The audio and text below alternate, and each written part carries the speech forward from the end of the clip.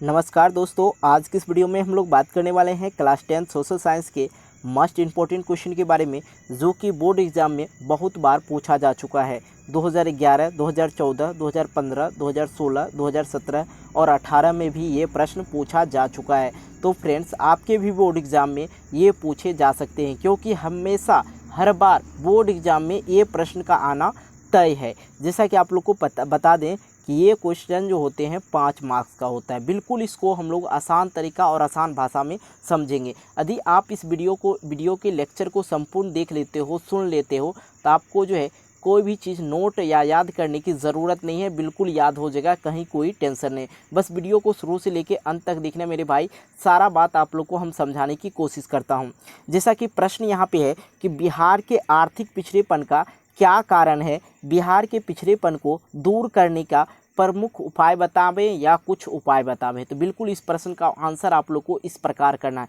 सबसे पहले आप लोग को यहाँ पे जो लिखना है कि बिहार के आर्थिक पिछड़ेपन का जो कारण है और प्रमुख कारण यहाँ का नेता है, यहाँ का राजनीतिक है, यहाँ का पॉलिटिक्स है। ये सारी चीज़ आपको दर्शाना है। क्यों दर्शाना है? आप लोग को पता है कि बिहार का जो आर्थिक अवस्था है, आर्थिक व्यवस्था है, बिल्कुल ही ख़राब है, और जिसका प्रमुख जो कारण क्या है, वो हमारे नेता है। अभी चल रहा है लॉकडाउन, आप लोग को पता है लॉकडाउन चल रहा है, और इसी बीच आ जाता है इलेक्शन का टाइम। और इलेक्शन में जो है वो जुलूस निकाल सकते हैं, घूम सकते हैं, मीटिंग कर सकते हैं, प्रचार कर सकते हैं, प्रसार कर सकते हैं, लेकिन हम लोग पढ़ नहीं सकते हैं। सिर्फ पढ़ाई पे प्रतिबंधित किया गया है। पढ़ाई वाले चीज़ को, सिस्टम को बंद कर दिया गया है, बाकी सब चीज़ खुला है। जैसा कि यातायात साधन की बात करें, आप एक जगह से दूसरे जगह आराम से जा सकते हो, कहीं कोई दिक्कत नहीं। मॉल, शॉपिंग वगैरह वगैरह आप हर चीज़ कर सकते हो, लेकिन आप पढ़ाई नहीं कर सकते हो। आप क्लास नहीं खोल सकते हो, आप क्लास में जाके पढ़ाई बिल्कुल भी नहीं कर सकते हो। तो ये है हमारे जो हैं यहाँ के नेता वगैरह, ये चीज़ खोजते हैं, ठीक है। उनका अपना भलाई हो, बस ये देखते हैं, बाकी दुनिया जाए भाड़ में, हमको क्या गम है। ऐसे हमारे नेता होते हैं। सबसे पहले आपको ये दर्शाना होगा कि बिहार के आर्थिक पिछड़ेपन का कारण यहाँ का राजनीतिक है और यहाँ के मंत्री हैं। बिल्कुल इस चीज़ को दर्शाएंगे, ठीक है।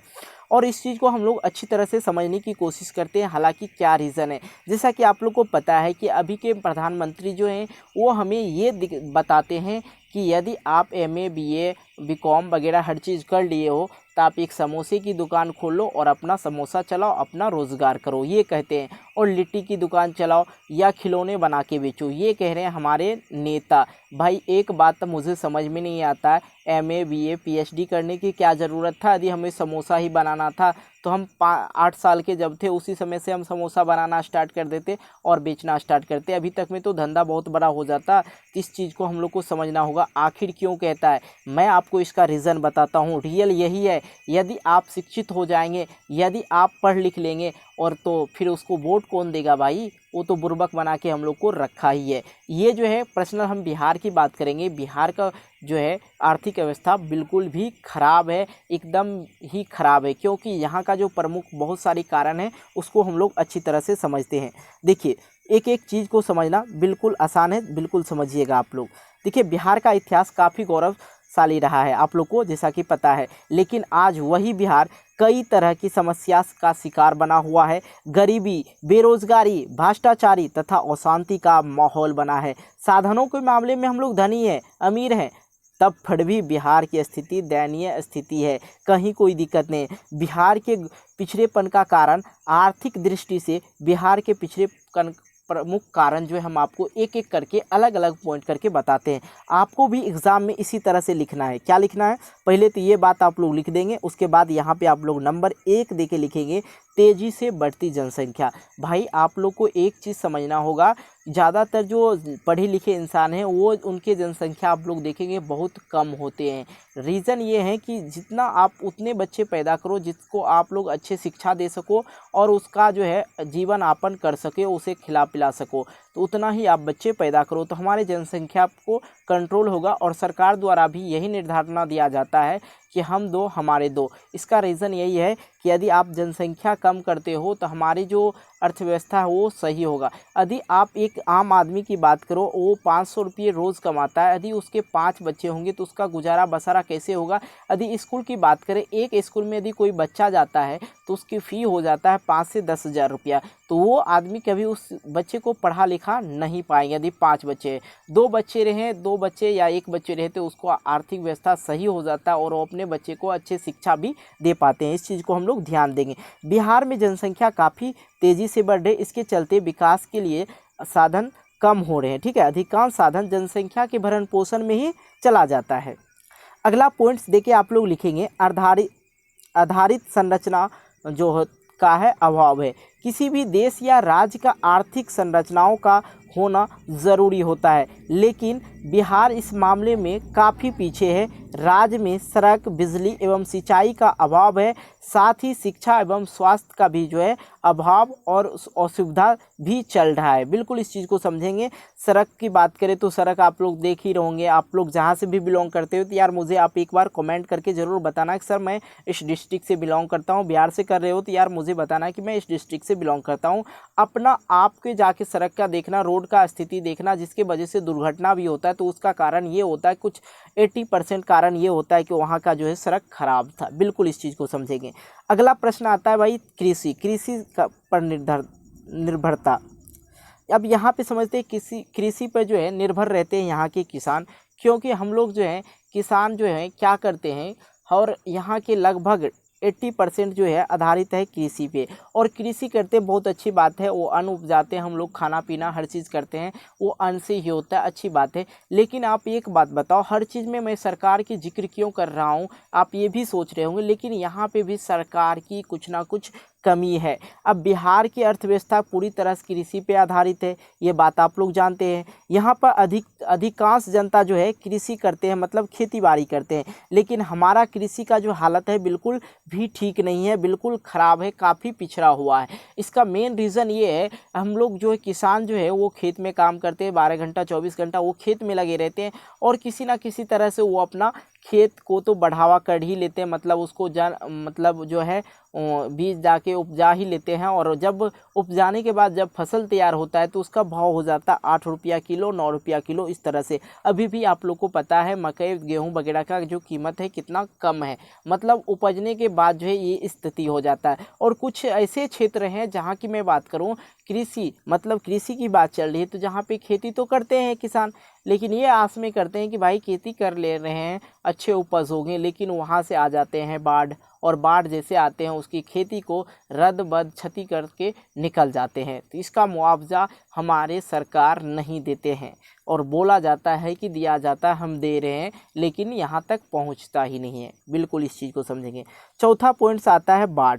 तो बाढ़ को भी हम लोग समझते हैं। बाढ़ तथा सूखे की स्थिति हर साल कम या अधिक बोला जाए तो बाढ़ का आना तय ही होता है, जिसके कारण जान माल क्षति और फसल आवास बर्बाद हो जाता है हर चीज़।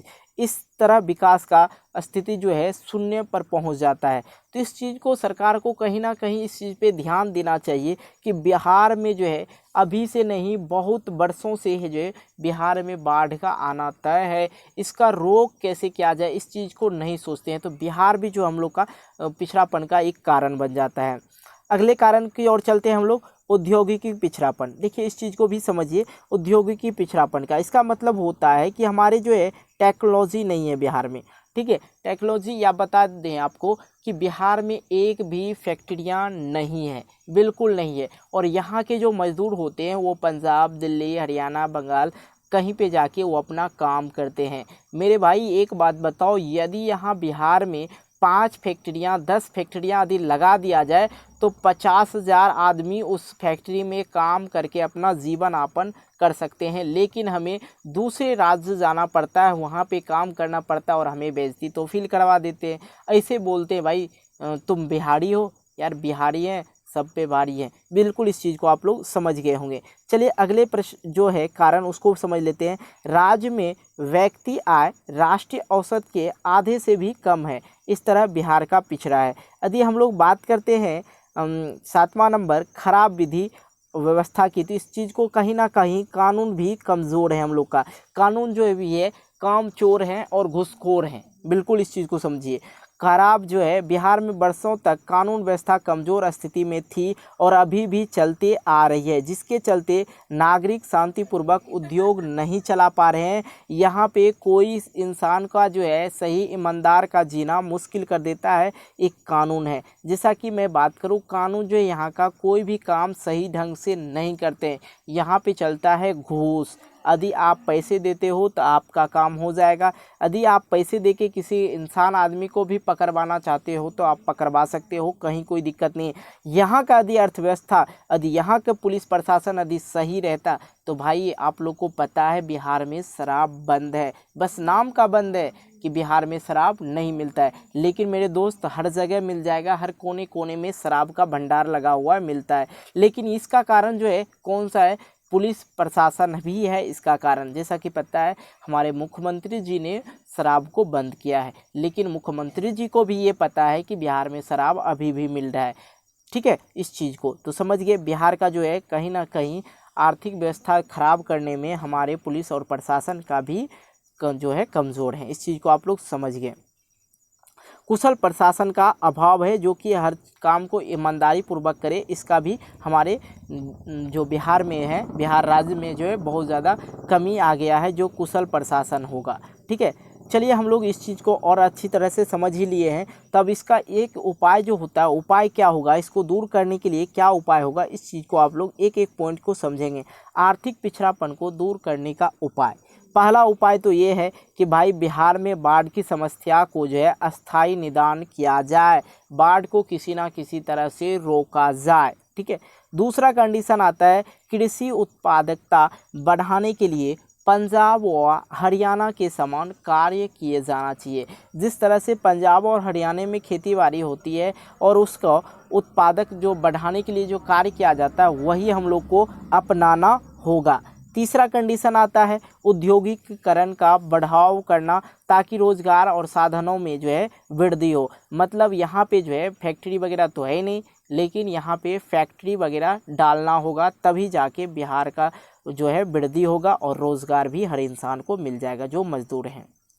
चौथे आते हैं बिहार में बेरोजगारी को दूर करने के लिए सरकार को निजी क्षेत्रों में उद्यमी और उद्गम स्थापित करने के लिए प्रोत्साहित करना चाहिए। मतलब बेरोजगारी को जो है दूर करने के लिए बहुत सारा उपाय है। आप यहाँ पे फैक्ट्री दे दो या पढ़े लिखे इंसान को अच्छे अच्छे जो कंपनी है उसको लाओ आप बिहार में, ताकि उस कंपनी में भी हम लोग जॉब करके जीवन यापन कर सकें।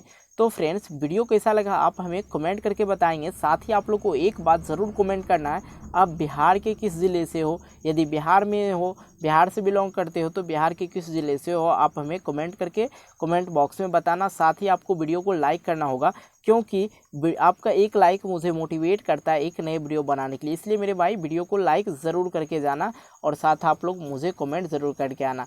और हाँ, यदि आप बिहार से बाहर हो तब फिर भी आप मुझे कमेंट करना। मिलते एक नए वीडियो को लेके, तब तक के लिए बाय, जय हिंद जय भारत।